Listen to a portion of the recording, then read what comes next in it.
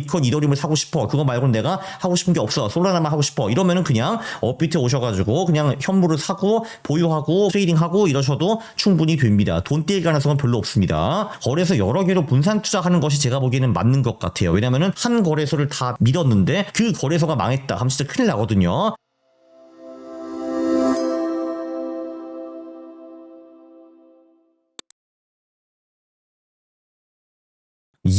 안녕하십니까 할러님들, 거왕국입니다.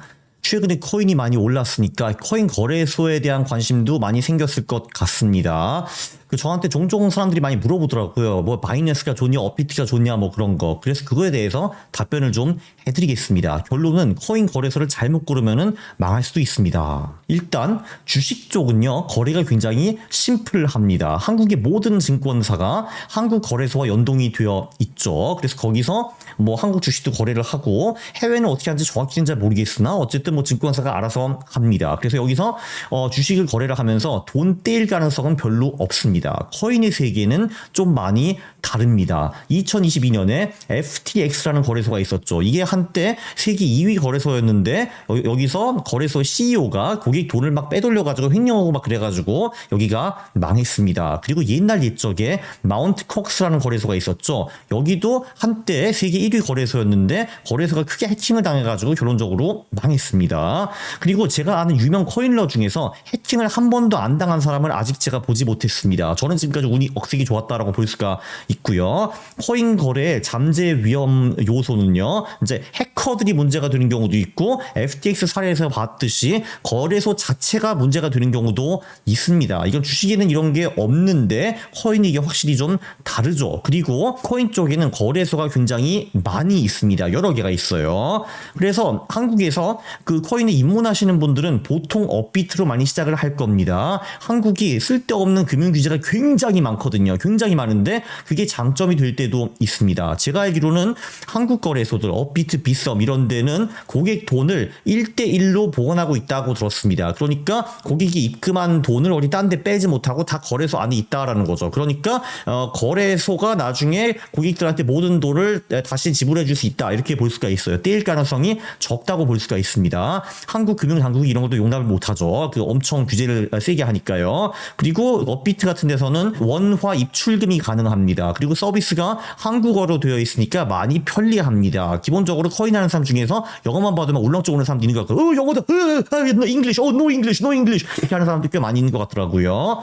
네, 그리고 단점도 당연히 있죠. 한국의 지나친 금융 규제 때문에 숏 거래 같은 거 안 되고요. 선물 옵션 등 파생 상품 할 수가 없고 레버리지도 잘이 아니라 못 씁니다. 못 쓰는 거죠. 그래서 2배, 3배 선물 이런 거 못 한다 이거죠. 5배 선물, 10배 선물 이런 거. 그리고 코인 신규 상장이 상대적으로 좀 늦습니다. 그게 미적미적 거려가지고요. 보통 해외 거래소에 다 상장을 해놓고 한국 거래소를 마지막 설거지장으로 활용하는 경우가 굉장히 많습니다. 그러니까 해외에서 뻥튀기를 해놓고 마지막으로 업비트나 빗썸에 상장시켜가지고 가격을 마지막으로 띄워놓고 바보 같은 국내 그 투자자들이 그거를 먹으면은 가격이 떨어지는 거, 그런 거 굉장히 자주 봐왔습니다. 그래도 뭐 일단 입문 거래소로는 나쁘지 않습니다. 그래도 큰 코인들은 거의 다 있으니까요. 그러니까 뭐 예를 들면 내가 비트코인 이더리움을 사고 싶어. 그거 말고는 내가 하고 싶은 게 없어. 솔라나만 하고 싶어. 이러면은 그냥 업비트에 오셔가지고 그냥 현물을 사고 보유하고 뭐 트레이딩하고 이러셔도 충분히 됩니다. 돈 떼일 가능성은 별로 없습니다.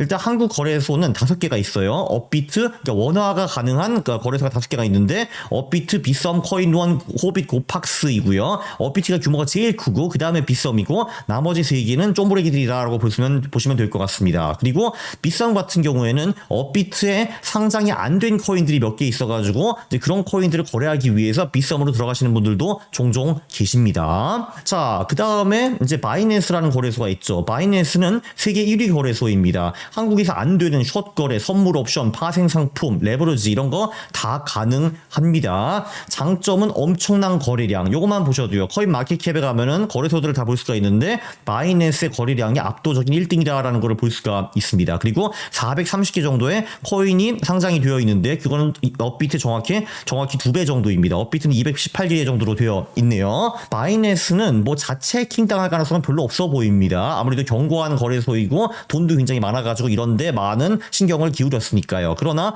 유저 아이디가 털려가지고 해킹당하는 경우는 있다고 들었습니다. 그러니까 뭐 이런 거지. 내가 네이버에 이제 아이디가 있는데 네이버 자체를 해킹할 수는 없으나 내 네이버 아이디와 비밀번호까지는 해가지고 내 메일을 보고 쓰고 할 수 있는 거잖아요. 그쵸? 그런 게 바이낸스도 가능한 것 같고, 그래서 이런 식으로 털려 해킹 당한 사람들을 제가 몇 번 봤습니다. 그리고 또 하나의 장점은 거래 수수료가 싼 편이고요. 특히 바이낸스 코인인 BNB를 보유하고 있으면 거래소가 조금 더 낮아집니다. 그래서 여기 2위가 코인베이스라고 되어 있잖아요. 코인베이스는 주로 미국, 유럽 그 고객들이 많이 쓰고 특히 미국 기관들이 많이 쓰는 거래소인데, 여기 거래 수수료가 바이낸스보다 훨씬 더 비싼 걸로 알고 있습니다. 그래서 이거를 쓰는 한국인은 제가 아직은 한 번도 본 적이 없는 것 같아요. 그러니까 미국에 계신 한국 분들은 코인베이스를 좀 쓰는 것 같은데 한국에서 코인베이스 쓰는 사람은 제가 아직 못 봤습니다. 그리고 바이낸스는 근데 리스크가 있긴 있죠. 여기도 중앙화 거래소이기 때문에 이상한 짓, 그러니까 FTX도 이제 CEO가 횡령을 한 거잖아요. 물론 그런 가능성이 엄청 크다는 것은 아니지만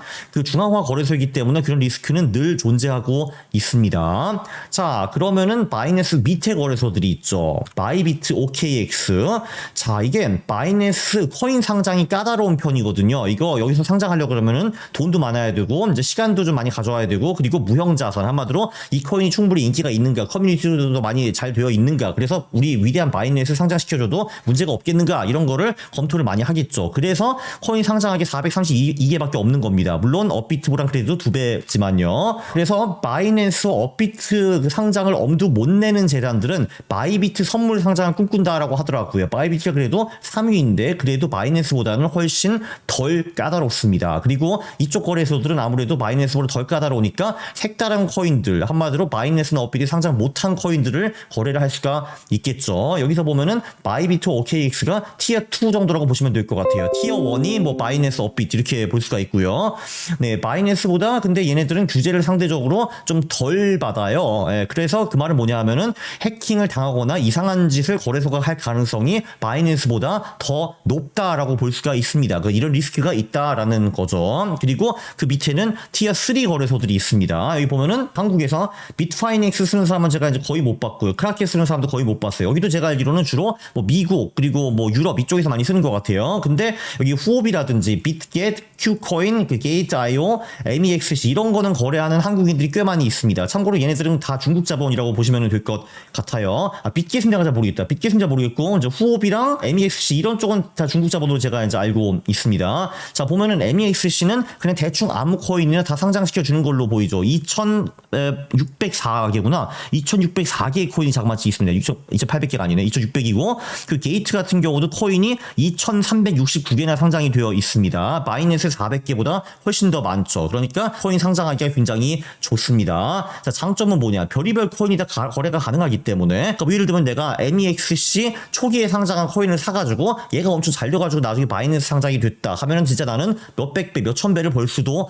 있습니다. 그러니까 조그만 코인을 살 수가 있는 거죠. 바이낸스 상장된 코인들도 다 큰 코인들이잖아요. 그래서 걔를 통해서 100배, 1000배 먹기는 굉장히 어렵겠죠. 단점은 아무래도 다 중국 자본이고요. 근데 그거는 바이낸스, 바이비트, OKX도 마찬가지로 저는 알고 있습니다. 그리고 규제를 아무래도 좀 덜 받죠. 이 티어 3 거래소들이. 그래서 해킹 리스크나 거래소 리스크가 더 커진다라고 볼 수가 있습니다. 그러니까 기본적으로 거래소 커지면 커질수록 거래량도 더 많아지고 해킹과 거래소 리스크가 줄어든다라고 볼 수가 있죠. 그리고 밑에 가면 갈수록 그런 해킹 리스크와 거래소 리스크가 더 커지는데 이제 그 대신에 잡코인들을 살 수가 있으니까 이 잡코인이 수백 배, 수천 배 가면 내가 떼돈을 벌 수 있다. 뭐 이런 트레이드 오프가 있는 거죠. 여기서 리스크와 리워드가 확실히 존재합니다. 자, 그리고 티어 3 거래소 밑에는요 탈중앙 거래소가 있습니다. 이거는 코인계 서부극이라고 볼 수가 있는데요. 지금까지 제가 말씀드린 거래소는 다 중앙화 거래소였고요. 탈중앙으로 넘어가 보겠습니다. 예를 들면 유니스왑 같은 친구가 제일 크고요. 그거 말고도 정말 수백 개, 수천 개 잡탈중앙 거래소들이 존재합니다. 자, 중앙화 거래소는 사용자가 자산을 거래소에 맡기고 거래소가 안전을 책임지는 구조예요. 근데 여기서 거래소가 나쁜 마음을 먹거나 아니면 거래소 자체가 해킹을 당할 수 있는 리스크가 존재합니다. 탈중앙화는 중개자가 자산을 보관하지 않고 그러니까 내가 본인 월렛에서 직접 사고 팔고 거래를 하는 거거든요. 그러니까 내가 전부를 다 하는 거야. 이러면은 거래소가 내 돈을 빼돌릴 수는 없지만 이제 또 심지어 뭐 이런 리스크가 있어요. 누구나 코인을 쉽게 상장할 수가 있거든요. 탈중앙 거래소 같은데. 그래서 러그풀 사태가 굉장히 많습니다. 러그풀이라는 거는 아마도 진짜 잡코인 하나 상장해가지고 이제 가격을 인위적으로 조금 올린 다음에 어떤 멍청이들이 들어오면은 코인을 만든 사람이 코인을 전부 다 확 다 팔고 도망가는 거야. 그거를 러그풀이라고 합니다. 이런 게 굉장히 비일비재합니다. 이런 사기 같은 게. 그리고 탈중앙화 거래소는 스마트 계약을 통해서 거래를 실행을 하는데 해커가 악용할 수 있는 코딩 오류에 취약할 수도 있습니다. 한마디로 뭐 이런 거 개발자들이 실력이 없다 해가지고 이 그 스마트 컨트랙트가 시원치가 않아. 그러면은 해커가 그거를 충분히 악용할 수가 있는 거죠. 그래서 탈중앙화 거래소에서 뭐 하나 잘못 눌러가지고 자산이 날아가는 해킹 사례가 정말 비일비재합니다. 그래서 와일드 웨스트죠. 와일드 웨스트. 그래서 중앙화와 탈중앙화 거래소의 장단점을 섞을 수는 없나, 이런 것도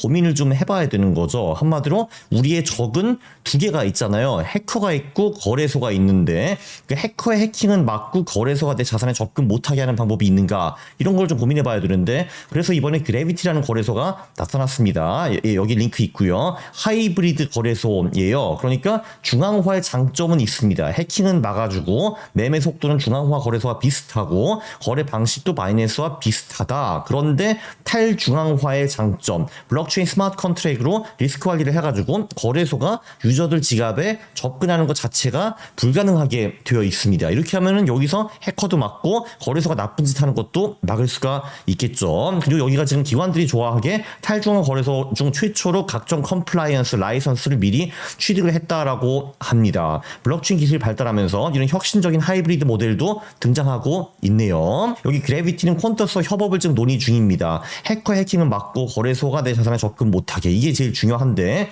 탈중앙화 커스터디, 그러니까 각 유저의 프라이빗 키로만 거기 월렛에 접근을 할 수가 있는데, 근데 거래소가 이 프라이빗 키가 없기 때문에 거래소가 그 유저들을 등쳐먹고 싶어도 그렇게 할 수 없다, 이렇게 볼 수가 있어요. 그리고 그 거래를 원활하게 하기 위해 유동성을 누군가가 제공을 해줘야 되는 거거든요. 그래서 마켓 메이커를 이미 잔뜩 준비해 놨다고 합니다. 이렇게 마켓 메이커가 많아야지 기관 투자자가 들어올 수 있고, 기관 투자자가 들어와야지 유동성이 많이 확보가 될 수가 있거든요. 그래서 이런 거를 미리 좀 사전 작업을 해놨다라고 합니다. 단점도 물론 있죠. 그래비티도 신생 거래소이고요. 그리고 현물이 없고 선물 옵션만 있고 아직은 거래 가능 상품이 많지는 않다고 합니다. 그러니까 뭐 비트코인, 이더리움 이 정도 당연히 있는데 지금 새로운 그 선물과 옵션을 계속 추가를 하고 있어요. 그리고 입금이 살짝 좀 번거롭습니다. 예를 들면 업비트에서 USDT를 사가지고 직접 보낼 수는 없는데, 근데 대부분 중앙화 거래소에서는 입금이 가능하다고 합니다. 그러니까 이게 좀 업비트에서 보내려면은 바이낸스로 먼저 보낸 다음에 바이낸스에서 그래비티를 보내고 이렇게 해야 되고요. 빗썸에서는 직접 입금이 가능하다고 하더라고요. 그리고 퀀트와 여러 협업을 논의 중입니다. 우리도 이제 퀀트를 하고 자동 매매를 하는데 지금은 바이낸스만 하고 있거든요. 근데 그거는 우리한테도 좀 리스키합니다. 그래서 우리도 거래소를 확장할 예정인데, 그중 한 대상이 그래비티이고요. 그래서 뭐 API 협업 이런 거 지금 계속 하고 있습니다. 이것에 대한 디테일은 구체화되면 나중에 또 알려드리게 되겠죠. 네, 그래서 요약은요. 코인은 거래소를 잘 알아야지 피해를 막을 수 있습니다. 여기도 거래소 여러 개로 분산 투자하는 것이 제가 보기에는 맞는 것 같아요. 왜냐면은 한 거래소를 다 믿었는데 그 거래소가 망했다 하면 진짜 큰일 나거든요. 그래서 여러 거래소를 쓰는 것이 상대적으로 안전한 것 같아요. 한국 거래소는 돈 떼일 가능성은 적고 편하기는 한데 할 수 있는 게 적고 핫한 코인이 늦게 상장하는 단점이 있습니다. 해외 거래소는 다양한 거래가 가능해요. 선물, 옵션, 뭐 파생 상품, 저기 레버리지 끼고 뭐 숏도 할 수 있고 다 할 수가 있고 수많은 다른 코인을 거래를 할 수가 있는데, 근데 이 거래소의 티어가 떨어질수록 해킹과 거래소 리스크가 증가한다라고 보시면 좋을 것 같습니다. 이제 이런 놈도 나올 수가 있는 거죠. FTX 사태의 장본인 샘 프리드 뭐 어쩌고였는데 나쁜 놈입니다. 천하의 나쁜 놈이죠. 탈중앙화 거래소는 더 와일드합니다. 거래소가 내 돈을 뺏기는 어려운데 해킹에 매우 취약하다. 그리고 그래비티는 이제 하이브리드 중앙 탈중앙 이제 거래소를 만들었는데 이 모델이 나중에 대세가 될지 그거는 이제 우리가 차차 알아낼 수가 있겠죠. 아무튼 더 안전한 거래소들이 나와가지고 유저들이 피눈물을 흘리지 않는 그런 상황이 빨리 왔으면 좋겠습니다. 일단 우리가 주식할 때 주식으로 깨질 수는 있어도 거래소 문제 생기는 경우는 별로 없잖아요. 네, 근데 코인 이 문제가 굉장히 심각하기 때문에 이 개선이 필요합니다. 더 수많은 훌륭한 사람이 나와가지고 더 훌륭한 거래소를 만들어줬으면 좋겠습니다. 여러분 유익했죠? 물러가겠습니다. 구독과 좋아요 부탁드립니다. 싫어요를 누르시면 제가 매우 싫어합니다. 감사합니다.